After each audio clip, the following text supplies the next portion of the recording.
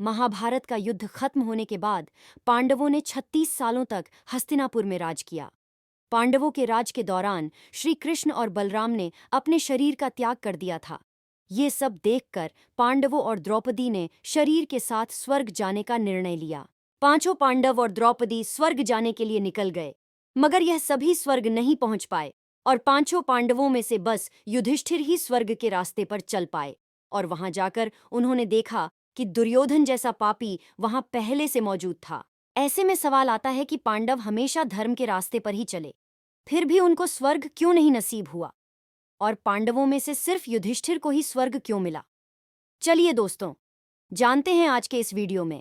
और वीडियो शुरू होने से पहले अगर आप चैनल पर नए हैं या आपने अभी तक चैनल को सब्सक्राइब नहीं किया है तो चैनल को सब्सक्राइब करना और बेल आइकन को दबाना ना भूले, ताकि हमारे चैनल की कोई भी वीडियो आपसे मिस ना हो जाए। 18 दिन तक चला महाभारत का युद्ध दुर्योधन की मौत के बाद खत्म हो गया।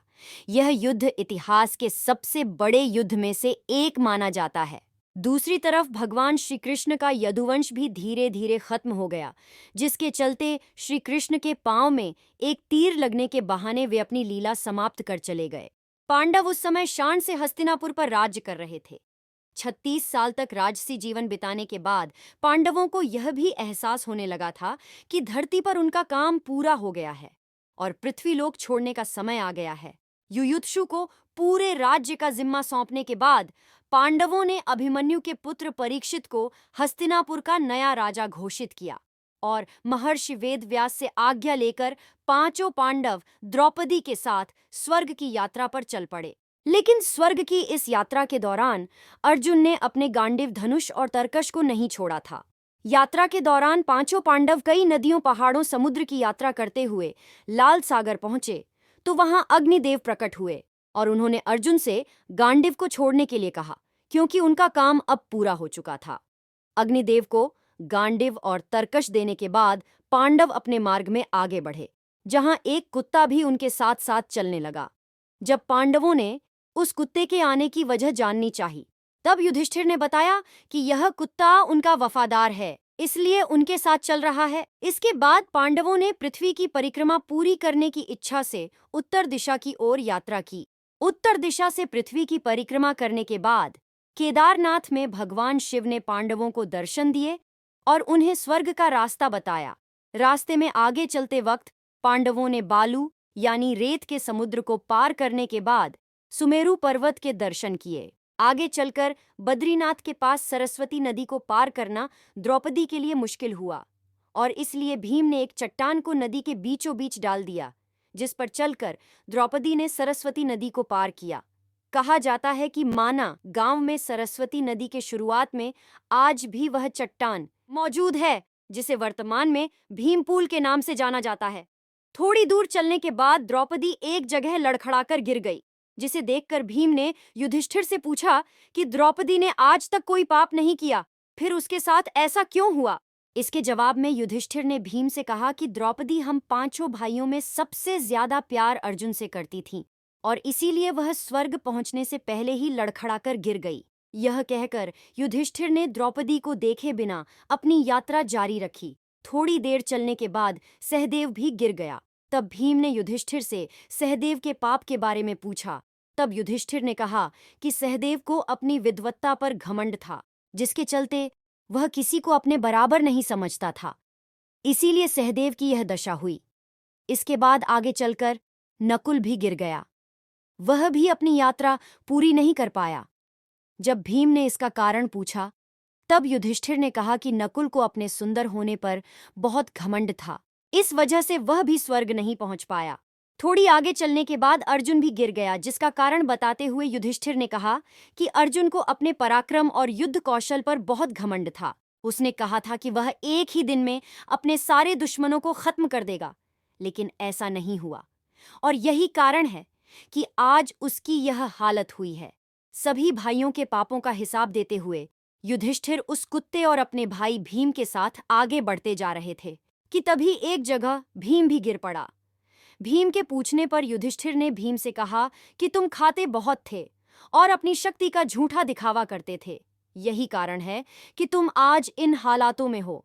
इसके बाद युधिष्ठिर और वह कुत्ता ही बचे थे। अपना सफर पूरा करने के बाद दोनों ही स्वर्ग के दरवाजे पर पहुंचे। तब उन्हें दरवाजे पर देवराज इंद्र मिले। देवराज इंद्र को अपने सामने देखकर युधिष्ठिर ने बताया कि उनके चारों भाई और द्रौपदी रास्ते में ही गिर गए, उन्हें भी अपने साथ ले चले। इसके बाद इंद्र ने बताया कि उनके भाई और द्रौपदी पहले ही शरीर छोड़कर स्वर्ग पहुंच गए हैं, जबकि युधिष्ठिर को शरीर के साथ ही स्वर्ग जाने का मौका मिला है। देवराज इंद्र ने युधिष्ठिर से कहा कि यह कुत्ता उनके साथ स्वर्ग में नहीं जा सकता। इसके बाद युधिष्ठिर ने इंद्र से कहा कि यह कुत्ता भी इनके साथ स्वर्ग जाएगा। काफी देर तक समझाने के बाद भी जब युधिष्ठिर नहीं माने, तो कुत्ते के रूप में वहां मौजूद यमराज अपनी असली रूप में प्रकट हो गए। जिस कुत्ते को युधिष्ठिर पूरे रास्ते अपना वफादार समझ रहे थे, वह असल में यमराज थे। युधिष्ठिर की सच्चाई और अच्छाई को देखकर यमराज बहुत खुश हुए और उन्हें आशीर्वाद देकर वहां से चले गए। इसके बाद इंद्र और युधिष्ठिर रथ में बैठकर स्वर्ग की ओर चल पड़े। जब युधिष्ठिर स्वर्ग पहुंचे तो उन्हें काफी ज्यादा आश्चर्य हुआ। उन्होंने देखा कि दुर्योधन भी देवताओं के साथ स्वर्ग में एक दिव्य सिंहासन पर बैठा हुआ है। युधिष्ठिर ने जब इसका कारण पूछा तो इंद्र ने बताया कि दुर्योधन भले ही अपने जीवन में झूठ और अधर्म का साथ दिया था, लेकिन अर्जुन और भीम जैसे योद्धाओं से हिचकिचाहट के बिना अपनी हार को सामने देखते हुए भी बहादुरी से युद्ध किया था। उस पराक्रम और साहस की वजह से ही आज उसे यह पद मिला है। युधिष्ठिर ने देखा कि उसके भाई और द्रौपदी वहां नहीं हैं। जब युधिष्ठिर ने देवराज इंद्र से अपने भाइयों से मिलने की इच्छा जताते हुए कहा कि उनके भाई और द्रौपदी को जिस लोक में जगह मिली है, उन्हें भी उसे लोक में स्थान चाहिए।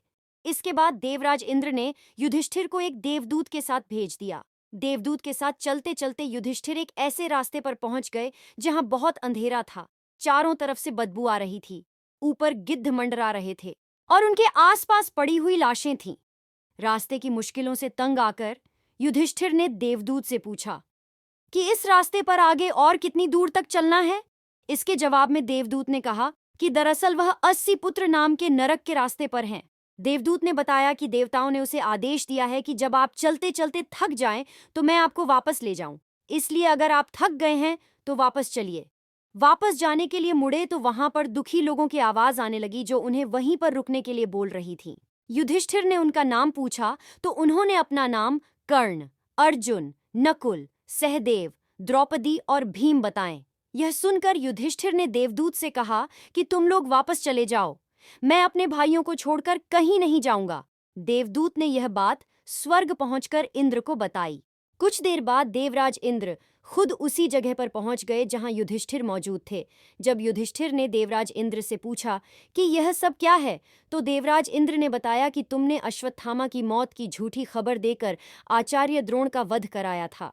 उसी की वजह से तुम्हें धोखे से कुछ समय नरक में बिताना पड़ रहा है और अब तुम्हें स्वर्ग चलना है जहां तुम्हारे भाई पहले से मौजूद हैं।